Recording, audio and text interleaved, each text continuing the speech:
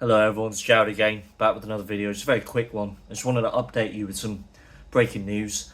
So a former Labour MP has been arrested on suspicion of carrying out supposedly sexual communications of a sexual nature with a child. So this Mr. Ivor Caplin, he's had his social media tracked, and apparently he's been communicating with a minor with sexual or nefarious intentions. Now, these are only allegations. I can't draw any conclusions. But if this is true, then this has truly exposed the Labour government.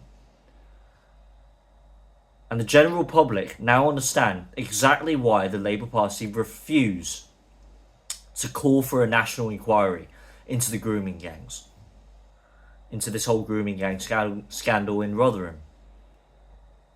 I mean, all they want to do is to brush this under the carpet and to sweep it aside, pretend like nothing's going on, and to gaslight the general public into thinking that anyone who's associated or even thinks that this whole scandal demands a national general inquiry, that they are to be deemed far right, that they are to be deemed racist, they are to be deemed Islamophobic.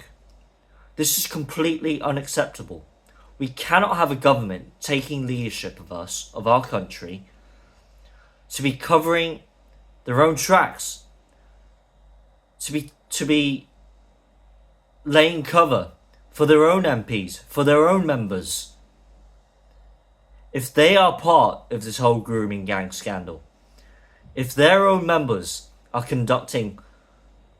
are responsible for sexual misconduct, or are harbouring sexual intentions towards children, I mean, we've seen this in the Conservative Party as well. This is nothing new. And the general public now know that there is absolutely no coincidence that the Labour Party have decided to refuse to call for a national inquiry. They have just been exposed. Now we know the truth. Now we know why they won't call for a national inquiry. Now we know why they jailed Tommy Robinson. Now we know why they jailed all those political prisoners for exposing the truth, for telling the truth, for letting their voices be heard, for speaking their minds about all the corruption, the scandals, both in Tory and Labour government. And it just cannot continue going on. We need to speak up about this. We need to expose this corrupt, over-the-top government with their tyrannical rule, their authoritarian style of governance. And then there needs to be an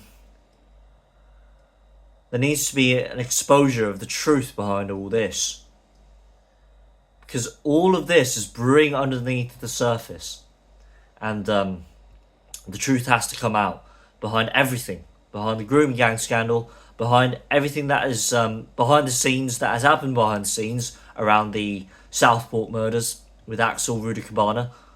Why was he found with a terrorist manual? Why was he found in possession with ricin, a toxic substance? So all this corruption has to be exposed. But it's not going to happen anytime soon, because the Labour government, Keir Starmer, he's doing this intentionally to cover his own tracks, to cover the tracks of his own members of parliament, so that the general public can be coaxed into a state of ignorance around this whole network of sexual activity, of nefarious criminal activity involving our elitist, corrupt politicians that are running our country. This has to be exposed. The truth has to be told.